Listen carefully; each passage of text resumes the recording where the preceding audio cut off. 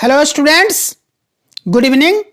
तो आइए आज से हम लोग सी टेट के मैथमेटिक्स के लिए क्विक रिवीजन शुरू करते हैं। और शुरुआत हम करते हैं सी टेट का जो एग्जाम हुआ था 31 जनवरी 2021 को पेपर फर्स्ट के लिए, यानी कि कक्षा पहली से 5वीं कक्षा के लिए जो मैथमेटिक्स का टेस्ट हुआ था उसके क्वेश्चन पेपर के 7 सवालों के जवाब के साथ कंप्लीट डिस्कशन के साथ कि किस प्रश्न का उत्तर क्या और क्यों होगा।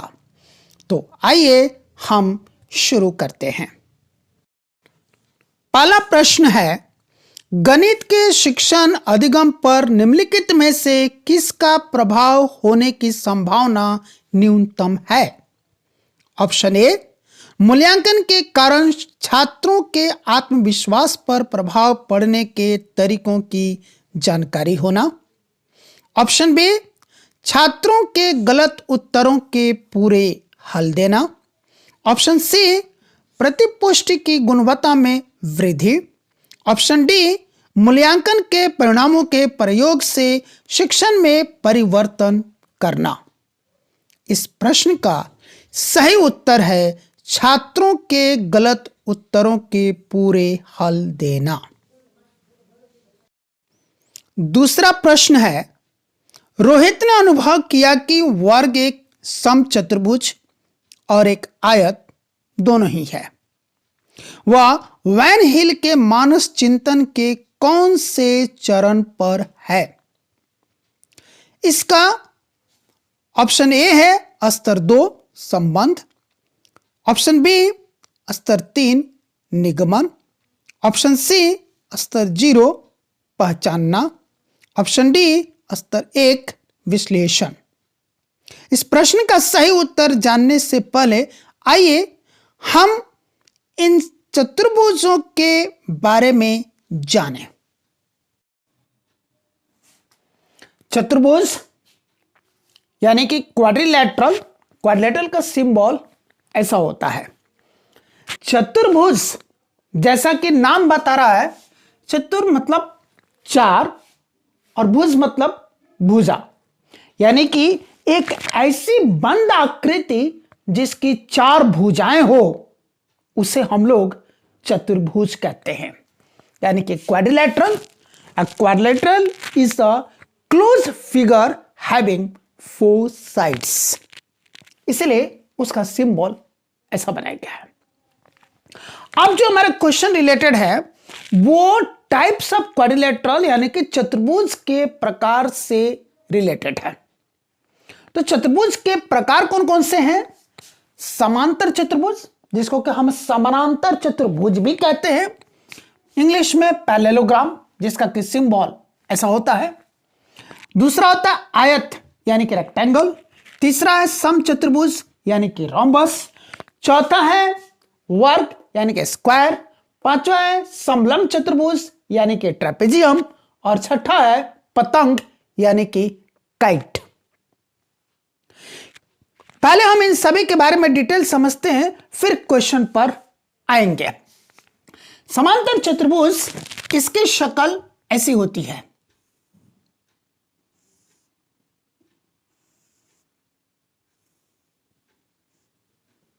नाम हम दे सकते हैं ए बी सी डी। तो पैरेललोग्राम यानी कि समांतर चतुर्भुज ऐसा चतुर्भुज है जिसकी अपोजिट साइड्स पैरेलल होती है, यानी कि सम्मुख भुजाएं समांतर होती हैं। समांतर हम उन रेखाओं को कहते हैं जिन रेखाओं को आप चाहे, जैसे ये 2 रेखाएं हैं, इनको हम समांतर यानी कि पैरेलल कहेंगे। कब? जब इनको चाहे हम इधर कितना भी बढ़ा लें, इधर कितना भी बढ़ा लें, अगर ये दोनों रेखाएं एक दूसरे को कहीं भी प्रतिच्छेद नहीं करती है, कहीं भी एक दूसरे को काटती नहीं है, कहीं भी एक दूसरे से मिलती नहीं है, इंटरसेक्ट नहीं करती है, ऐसे ही 2 रेखाओं को या फिर लाइंस को हम पैरेलल लाइंस कहते हैं। इन अदर वर्ड्स, दूसरे शब्द हम कह सकते हैं ऐसे लाइंस, ऐसी रेखाएं जिनके बीच कहीं भी अगर हम लंबवत दूरी लेते हैं तो वो लंबवत दूरी वर्टिकल डिस्टेंस इक्वल आएगी, बराबर आएगी। यानी कि यहां पर आप इनके बीच की वर्टिकल डिस्टेंस ले ले, लंबवत दूरी ले ले, यहां ले ले, यहां ले ले, कहीं भी ले ले, उनके बीच की दूरी हमेशा इक्वल आएगी, बराबर आएगी, एक समान आएगी। तो जो समांतर चतुर्भुज होते हैं उनके सम्मुख भुजाएं यानी कि आमने सामने की भुजाएं अपोजिट साइड्स पैरेलल होती हैं। यानी कि ए बी पैरेलल है डीसी के, एडी पैरेलल है बीसी के। फिर अगली प्रॉपर्टी क्या होती है, उनका अपोजिट साइड्स इक्वल होते हैं, यानी कि सम्मुख भुजाएं आमने सामने की भुजाएं बराबर होती है। इसका अर्थ है कि ए बी इक्वल है डीसी के और एडी इक्वल है बीसी के। अगली प्रॉपर्टी होती है कि अपोजिट एंगल्स आर इक्वल, यानी कि सम्मुख कोण बराबर होते हैं, आमने सामने के कोण बराबर होते हैं। एंगल ए इक्वल होता है एंगल सी के, एंगल बी इक्वल होता है एंगल डी के। तो अब है अगली प्रॉपर्टी कि इनके दो डायगोनल्स यानी कि दो विकर्ण होते हैं। एक डायगोनल हो गया AC और दूसरा डायगोनल हो गया BD।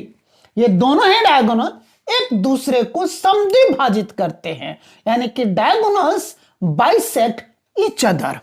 यानी कि ये दोनों यहां पॉइंट O पर एक दूसरे को प्रतिच्छेद कर रहे हैं, इंटरसेक्ट कर रहे हैं, और इसी पॉइंट पर ये दोनों एक दूसरे को बाइसेक्ट समद्विभाजित कर रहे हैं। इस करते हुआ जितनी लंबाई AO की है ठीक उतनी लंबाई CO की है, और जितनी लंबाई DO की है ठीक उतनी ही लंबाई BO की भी है। तो ये गुण हो गए समांतर चतुर्भुज के पैरेललोग्राम के। अब हम प्रॉपर्टीज देखते हैं आयत के। आयत की शक्ल ऐसी होती है,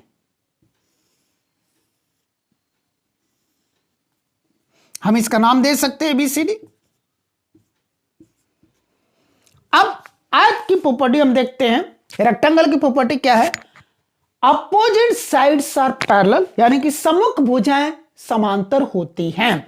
यानी कि AB पैरेलल है DC के, AD पैरेलल है BC के। नेक्स्ट प्रॉपर्टी है अपोजिट साइड्स आर इक्वल, आमने सामने की भुजाएं बराबर होती हैं, सम्मुख भुजाएं बराबर होती है। इसका अर्थ है AB इक्वल है DC के, AD इक्वल है BC के। Then all angles are equal and right angle, सारे के सारे कोण समान होते हैं, एक दूसरे के बराबर होते हैं, और वो भी समकोण होते हैं। समकोण यानी कि राइट एंगल मींस 90 डिग्री का एंगल, 90 डिग्री का कोण। एंगल ए भी 90 डिग्री है, एंगल बी भी 90 डिग्री है, एंगल सी भी 90 डिग्री है, एंगल डी भी 90 डिग्री है। All angles are equal to right angle. Next property क्या है, इसके भी दो डायगोनल्स होते हैं, दो विकर्ण होते हैं। एक विकर्ण है AC और दूसरा विकर्ण है BD। दो डायगोनल्स हो गए, दोनों डायगोनल्स यहां पर एक दूसरे को इंटरसेक्ट करते हैं, और इस पॉइंट ऑफ इंटरसेक्शन पर डायगोनल्स एक दूसरे को बाइसेक्ट करते हैं, यानी कि समद्विभाजित करते हैं, बराबर बराबर भाग में बांट देते हैं। इसका अर्थ है जितना बड़ा AO है ठीक उतना ही बड़ा CO है, उतना ही बड़ा जितना बड़ा BO है ठीक उतना ही बड़ा DO है।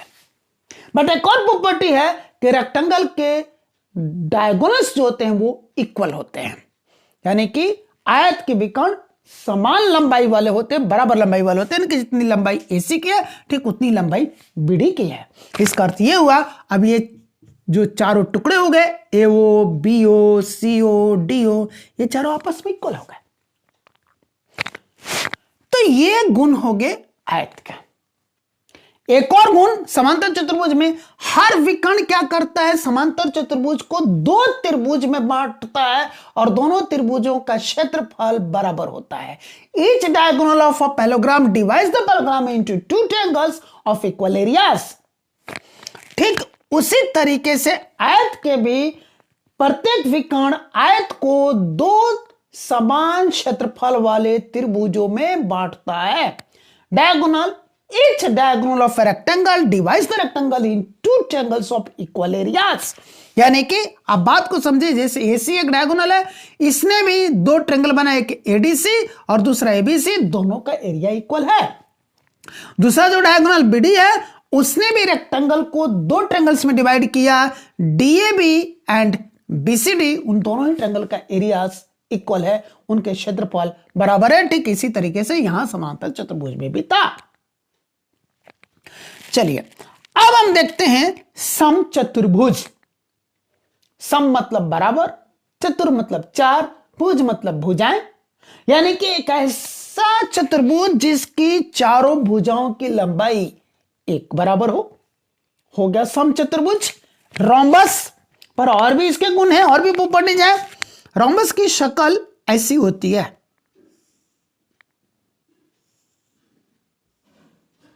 इसका हम नाम दे सकते हैं एबीसीडी। क्या क्या प्रॉपर्टीज है? पहले प्रॉपर्टी है कि अपोजिट साइड्स आर पैरेलल, सम्मुख भुजाएं समांतर होती है, आमने सामने की भुजाएं समानांतर होती है, पैरेलल होती है। मतलब ए बी पैरेलल है डीसी के और बीसी पैरेलल है एडी के। Next property, all sides are equal, सभी चारों भुजाएं आपस में बराबर होती हैं, यानी कि जितनी लंबाई ए बी की उतनी बीसी की उतनी सीडी की और उतनी एडी की है। नेक्स्ट प्रॉपर्टी है अपोजिट एंगल्स आर इक्वल, सम्मुख कोण बराबर होते हैं, आमने सामने के कोण बराबर होते हैं, यानी कि जितना बड़ा एंगल ए है ठीक उतना ही बड़ा एंगल सी है, जितना बड़ा एंगल बी है ठीक उतना ही बड़ा एंगल डी है। रोम्बस के भी, समचतुर्भुज के भी दो विकर्ण होते हैं, दो डायगोनल्स होते हैं, एक एसी है और दूसरा बीडी है। ये दोनों डायगोनल्स भी एक दूसरे को इंटरसेक्ट करते हैं और परपेंडिकुलरली बाइसेक्ट करते हैं, यानी कि समचतुर्भुज के विकर्ण एक दूसरे को लंब समद्विभाजित करते हैं।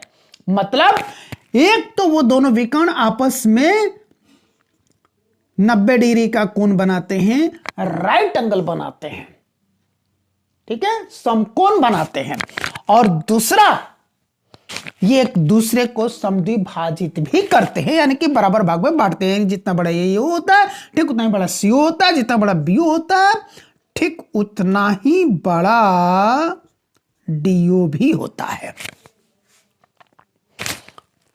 यहां भी वही बात है, each diagonal of rhombus divides the rhombus in two triangles of equal areas, यानी कि समचतुर्भुज का प्रत्येक विकर्ण समचतुर्भुज को दो समान क्षेत्रफल वाले त्रिभुजों में बांटता है, जैसे कि यहां हमने आपको बताया था।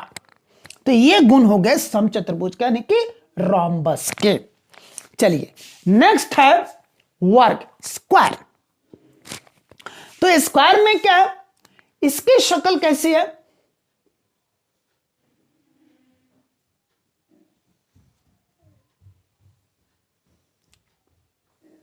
ये नाम दे देते हम लोग, ए बी सी डी। इसके क्या क्या प्रॉपर्टीज हैं? अपोजिट साइड्स आर पैरेलल, सम्मुख भुजाएं, आमने सामने की भुजाएं समानांतर होती हैं, यानी कि ये भी पैरेलल है डीसी के, एडी पैरेलल है बीसी के। Next, all sides are equal, यानी कि जितना बड़ा बी है उतना ही बड़ा बीसी है, उतना ही बड़ा डीसी है, उतना ही बड़ा एडी है। नेक्स्ट प्रॉपर्टी है all angles are equal to right angle, सारे के सारे कोण समकोण होते हैं, यानी कि बराबर होते हैं, यानी कि एंगल ए भी 90 डिग्री है, एंगल बी भी 90 डिग्री है, एंगल सी भी 90 डिग्री है, एंगल डी भी 90 डिग्री है। इसके भी दो डायगोनल होते हैं, दो विकर्ण होते हैं, both diagonals are equal in length, दोनों विकर्णों की लंबाई बराबर होती है। एक विकर्ण है एसी, दूसरा विकर्ण है बीडी, और दोनों की लंबाई बराबर है, इक्वल है। दोनों एक दूसरे को यहां पर इंटरसेक्ट करते हैं, बट एट राइट एंगल्स, यानी कि 90 डिग्री के कोण पर इनके बीच में 90 डिग्री 90 डिग्री 90 डिग्री 90 डिग्री बनता है, और साथ में एक दूसरे को बाइसेक्ट भी करता है, यानी कि समद्विभाजित भी करते हैं। इस करते हुए जितना बड़ा एओ है ठीक उतना ही बड़ा सीओ है, जितना बड़ा बीओ है उतना ही बड़ा डीओ है। वर्ग के दोनों विकर्णों की लंबाई एक समान होती है, इसका अर्थ हुआ कि उनके टुकड़ों की लंबाई भी आपस में बराबर हो जाएगी, इसका अर्थ ये हुआ जितना बड़ा AO है ठीक उतना ही बड़ा BO है, उतना ही बड़ा CO है और उतना ही बड़ा DO है। यानी कि वर्ग के विकर्ण एक दूसरे को लमसम डिवाइड करते हैं। Diagonals of a square bisect each other perpendicularly. Okay, then है each diagonal of a square divides the square in two triangles of equal areas। एक वर्ग का प्रत्येक विकर्ण उसे दो समान क्षेत्रफल वाले त्रिभुजों में बांटता है। वही बात जो मैंने आपको समांतर चतुर्भुज, आयत और समचतुर्भुज में कहा था। Next, both diagonals divides the square in 4 triangles of equal areas. वर्ग के दोनों विकर्ण मिलकर के वर्ग को 4 बराबर क्षेत्रफल वाले त्रिभुज में बांटते हैं। यानी कि जो 4 त्रिभुज आपको दिखाई दे रहे हैं ना, इन चारों के क्षेत्रफल एक बराबर है। ये हो गया वर्ग स्क्वायर की प्रॉपर्टीज, उसके गुण। अब हम बात करते हैं समलंब चतुर्भुज के, यानी कि ट्रेपेजियम के। ट्रेपेजियम की शक्ल ऐसी होती है।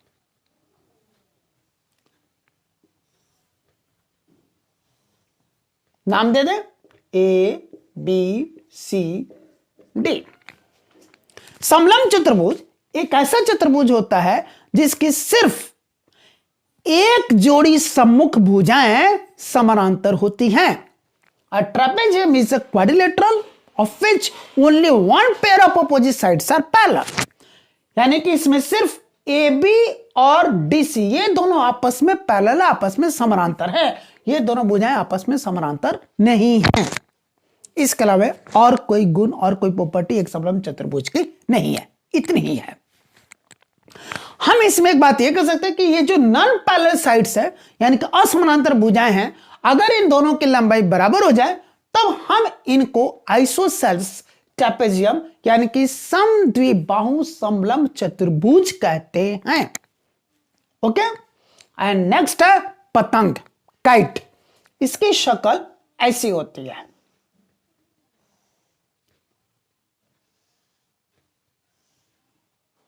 इसका भी एक नाम दे सकते हम लोग, ABCD। क्या है काइट की प्रॉपर्टी? ये जो दोनों साइड है, ये दोनों आपस में इक्वल होते हैं, और ये दोनों साइड, ये दोनों भुजाएं आपस में इक्वल होती है। यानी कि एडजेसेंट साइड्स इक्वल है। ये दो एडजेसेंट साइड्स आपस में इक्वल है, ये दोनों एडजेसेंट साइड्स आपस में इक्वल है, आपस में बराबर है। अपोजिट साइड्स ने, सम्मुख भुजाएं बराबर नहीं है, आमने सामने की भुजाएं बराबर नहीं है। अगल बगल वाली, ये दोनों अगल बगल आपस में बराबर है, ये दोनों अगल बगल बराबर में, ये दोनों बराबर नहीं है, ये दोनों बराबर नहीं है। ये ध्यान देना है। इसके भी दो विकर्ण है, यानी कि दो डायगोनल है। एक हो गया AC, दूसरा हो गया BD, और ये दोनों 90 डिग्री पर इंटरसेक्ट करते हैं, 90 डिग्री के कोण पर एक दूसरे को प्रतिच्छेद करते हैं। इनमें से ये जो बड़ा वाला विकर्ण है वो छोटे वाले विकर्ण को समद्विभाजित करता है, यानी कि दो बराबर भाग में बढ़ता है। इसका अर्थ है जितना बड़ा AO है ठीक उतना ही बड़ा CO है। लेकिन छोटा वाला विकर्ण बड़े विकर्ण को समद्विभाजित नहीं करता है। यह गुण है काइट का, पतंग का।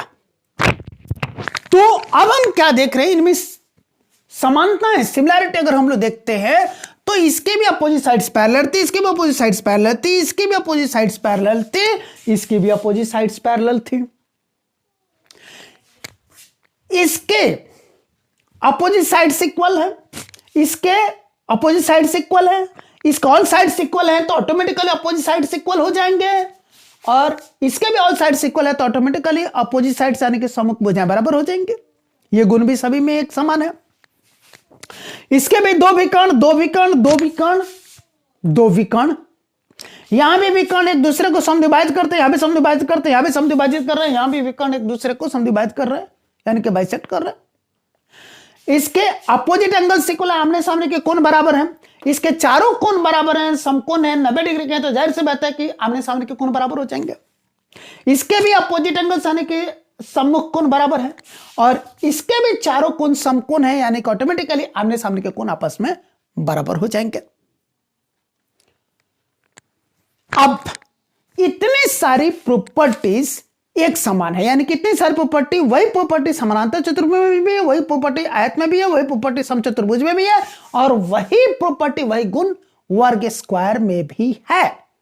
इसका अर्थ है यह तो समानांतर चतुर्भुज है ही, यह भी एक समानांतर चतुर्भुज है, यह भी एक समानांतर चतुर्भुज है, और वर्ग भी एक समानांतर चतुर्भुज है। ओके, अब हम देखते हैं कि ये जो आयत है, आयत के गुण क्या क्या है? अपोजिट साइड्स पैरेलल है, सम्मुख भुजाएं समानांतर हैं, और अपोजिट साइड्स इक्वल है, सम्मुख भुजाएं आपस में बराबर भी हैं, दोनों विकर्णों की लंबाई बराबर है, दोनों विकर्ण एक दूसरे को समद्विभाजित कर रहे हैं, सारे के सारे कोण समकोण हैं। यहां वर्ग में भी तो यही है, अपोजिट साइड्स पैरेलल है ना, सारे साइड्स इक्वल है, यानी अपोजिट साइड्स इक्वल है, डायगोनल्स की लंबाई इक्वल है, डायगोनल्स बाइसेक्ट कर रहे हैं, ये सारे प्रॉपर्टी इसमें है। इसका अर्थ है कि ये जो हमारा वर्ग है यह एक आयत भी है, स्क्वायर एक रेक्टेंगल भी है।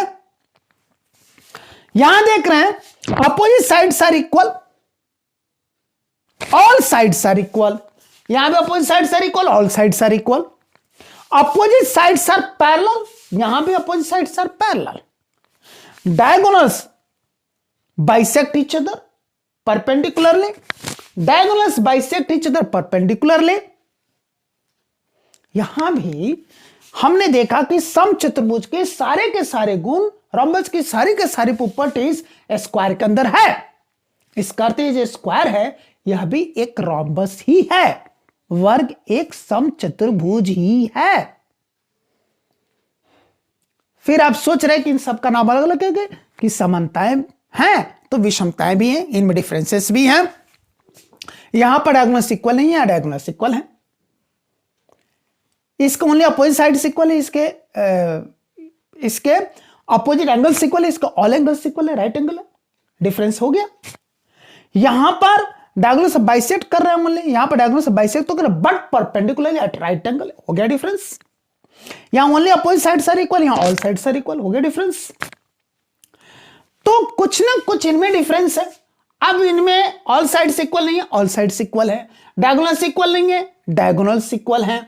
अगर आप यहां कंपेयर करें तो डायगोनल्स परपेंडिकुलर बाइसेक्ट नहीं कर रहे, बट यहां पर डायगोनल्स परपेंडिकुलर बाइसेक्ट कर रहा है। यहां ओनली अपोजिट साइड्स इक्वल है, यहां पर ऑल साइड्स इक्वल है, तो डिफरेंस भी है। यहां पर क्या है, डायगोनल्स इक्वल नहीं है, बट यहां पर डायगोनल्स इक्वल हैं, तो कुछ ना कुछ डिफरेंसेस है, इसीलिए इन सब का नाम भी अलग अलग दिया गया है। तो कुल मिलाकर के हम क्या कह सकते हैं, एक समानांतर चतुर्भुज ना तो आयत है, ना समचतुर्भुज है, और ना ही वर्ग है, और ना ही वो समलंब चतुर्भुज है, ना ही वो पतंग है। समांतर चतुर्भुज सिर्फ और सिर्फ समानांतर चतुर्भुज ही है। जो आयत है ये आयत तो है ही, ये आयत होने के साथ साथ ये एक समांतर चतुर्भुज भी है, लेकिन यह समचतुर्भुज वर्ग, समलंब और पतंग नहीं है।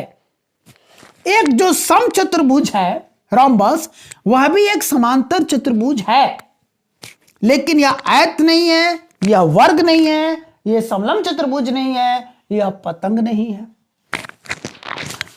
एक वर्ग जो है यह समांतर चतुर्भुज है, यह एक आयत है, यह एक समलंब चतुर्भुज, यह एक समचतुर्भुज भी है। क्या क्या है ये समांतर चतुर्भुज भी है, यह आयत भी है, और यह समचतुर्भुज भी है, क्योंकि उन सबकी प्रॉपर्टी जिसके अंदर समाई हुई है।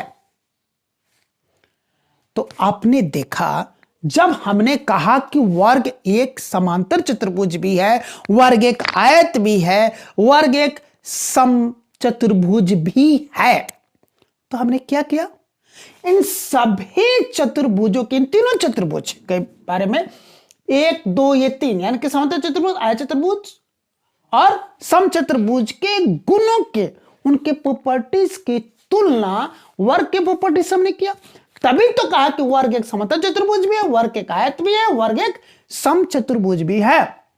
हम इनमें क्या कर रहे हैं, एक संबंध स्थापित कर रहे हैं, एक रिलेशन देख रहे हैं और इसी के बेसिस पर आपका यह क्वेश्चन था।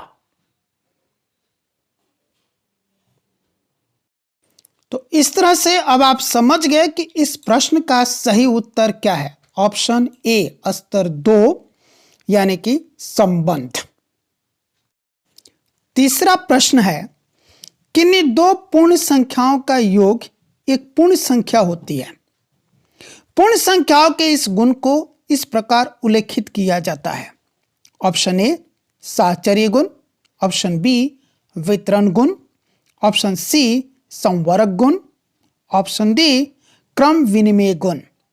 इस प्रश्न का सही उत्तर समझने के लिए आइए इन सभी गुणों के बारे में समझते हैं। संख्याओं के गुण हमारे ऑप्शन में, 4 ऑप्शन में ये 4 गुण संख्याओं के दिए गए हैं। साहचर्य गुण, वितरण गुण, संवरक गुण और क्रम विनिमय गुण। इनको हम पहले 1 बाय 1 एक एक करके समझते हैं। साहचर्य गुण, साहचर्य का अर्थ होता है साथ साथ चलना।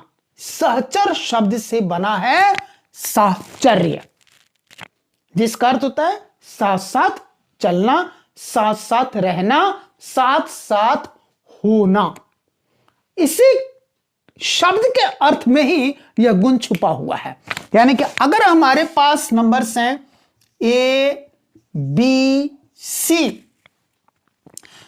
और हमें इन्हें जोड़ना है, तो हम क्या कर सकते हैं। मान लिया कि पहले बी और सी को एक साथ जोड़ दिया, फिर जो आंसर आया उसको ए के साथ जोड़ दिया।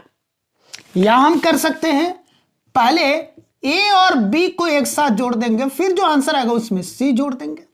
तो ये जो आंसर आएगा वो इस आंसर के बिल्कुल इक्वल होगा। तो यहां हो क्या रहा है, ये यहां पर ये दो संख्याएं सहचर है, साथ चल रही है। यहां पर ये दो संख्याएं सहचर हो रही है, साथ चल रही है।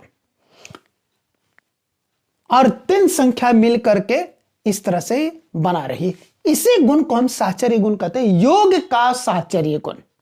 इसी तरह ये गुणा का मल्टीप्लिकेशन के लिए भी ये गुण बन जाएगा। यानी कि उसमें हम ऐसे कर सकते हैं, ए बी सी 3 नंबर्स हैं, ए बी सी 3 नंबर्स हैं। हम पहले बी और सी को मल्टीप्लाई कर लिए, फिर जो आंसर है उसको ए के साथ मल्टीप्लाई कर लिए, या फिर पहले हमने ए और बी को मल्टीप्लाई कर लिया, फिर जो आंसर है उसको सी से मल्टीप्लाई कर लिया। ये आंसर और ये आंसर ऑलवेज इक्वल होंगे, हमेशा बराबर होंगे। यही होता है साहचर्य गुण।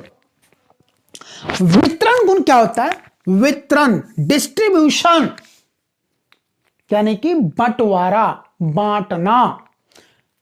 इसमें क्या होता है, जैसे मान लीजिए ए इंटू बी प्लस सी लिखा, अब ये डिस्ट्रीब्यूट होगा, बंटवारा होगा। क्या बंटवारा वाला, एक बार ए बी के साथ मल्टीप्लाई हो जाएगा, ए बी, फिर बीच में प्लस का साइन आ जाएगा, फिर यही ए सी के साथ भी मल्टीप्लाई होगा, ए इंटू सी यानी कि ए सी हो जाएगा।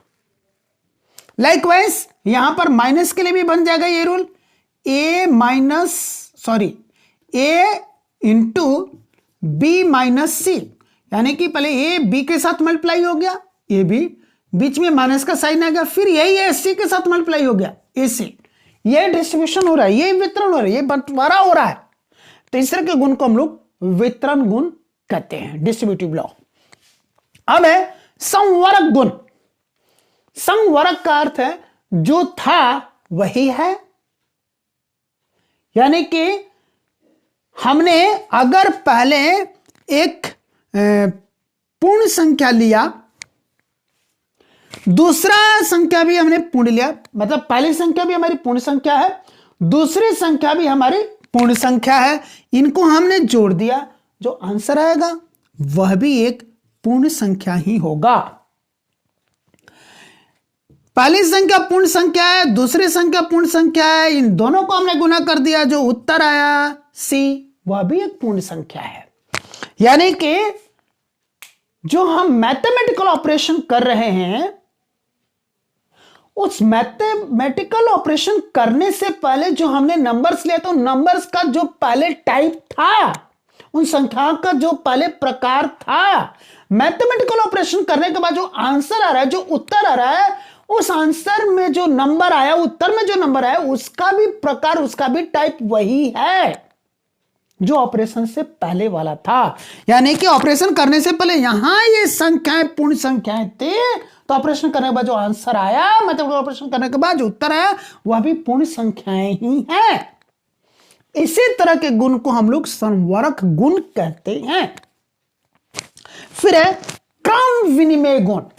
क्रम, सीक्वेंस, विनिमय, पलट देना, बदल देना। यानी कि पहले हमने एक संख्या लिया a, उसमें हमने b को ऐड किया, वही आंसर आएगा जब इसके क्रम को पलट करके हम जोड़ेंगे। क्रम को पलट दिया तो क्या किया, पहले b ले लिया, फिर a लेकर के जोड़ दिया, तो यहां जो आंसर आया और यहां जो आंसर है, दोनों के दोनों आंसर, दोनों के दोनों उत्तर आपस में बराबर होंगे। इसी तरह अगर हम गुना में लेते हैं, पहले हमने a लिया और a को b से गुना कर दिया, कुछ तो आंसर आएगा, उत्तर आएगा। या पहले हमने b ले लिया और फिर a से b को गुना कर दिया, तो जो आंसर आएगा, ये दोनों आंसर आपस में बराबर होंगे, इक्वल होंगे। हम कर क्या रहे हैं, सिर्फ क्रम को, संख्याओं के क्रम को विनिमय कर दे रहे हैं, उनको पलट दे रहे हैं। यानी कि पहले a था, फिर b था, यहां हमने क्या किया, पलट दिया, पहले b फिर a। तो इस तरह के गुण को क्रम विनिमय गुण कहते हैं। तो अभी जो हमारा सवाल था, प्रश्न था, वो इन्हीं गुणों के आधार पर था। अब आप अच्छी तरह से समझ सकते हैं कि सही आंसर क्या होगा।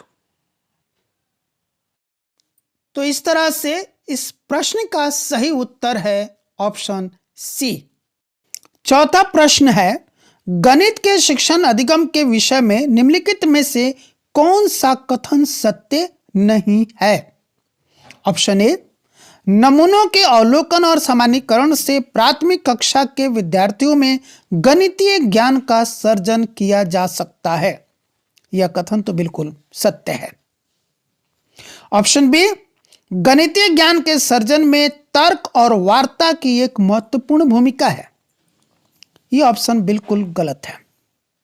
ऑप्शन सी, गणितीय अधिगम एक सामाजिक प्रक्रिया है जिसमें संवाद सम्मिलित है। यह ऑप्शन भी बिल्कुल सही है।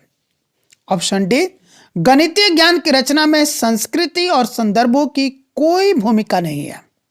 यह ऑप्शन भी बिल्कुल सही है।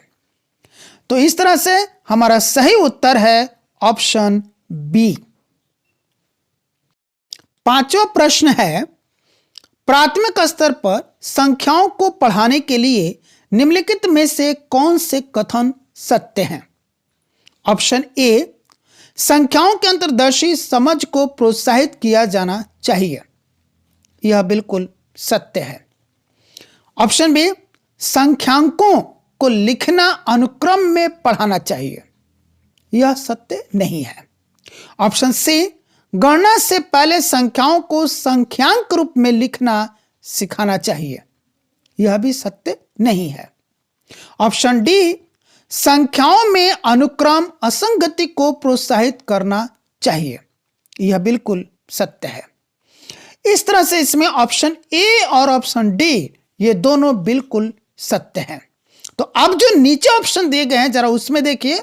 ऑप्शन ए है ए और डी, ऑप्शन बी है सी और डी, ऑप्शन सी है ए और बी, ऑप्शन डी है बी और सी। तो इनमें से ऑप्शन ए और डी करेक्ट आंसर है। छठा प्रश्न है, प्राथमिक स्तर पर गणित पढ़ाने के लिए निम्नलिखित में से कौन सा पहलू अत्यंत महत्वपूर्ण है।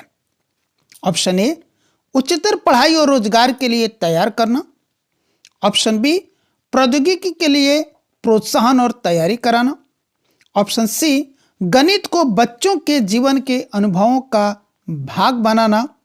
ऑप्शन डी, परिकलन में परिशुद्धता विकसित करना। इनमें से सही आंसर है ऑप्शन सी, गणित को बच्चों के जीवन के अनुभवों का भाग बनाना। सातवां प्रश्न है, गणित की प्रकृति के विषय में निम्न में से कौन सा कथन सत्य नहीं है।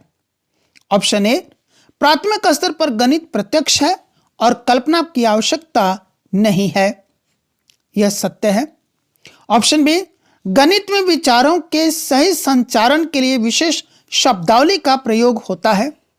यह भी सत्य है। ऑप्शन सी, गणितीय ज्ञान की संरचना में तर्क कौशल महत्वपूर्ण है। यह सत्य नहीं है।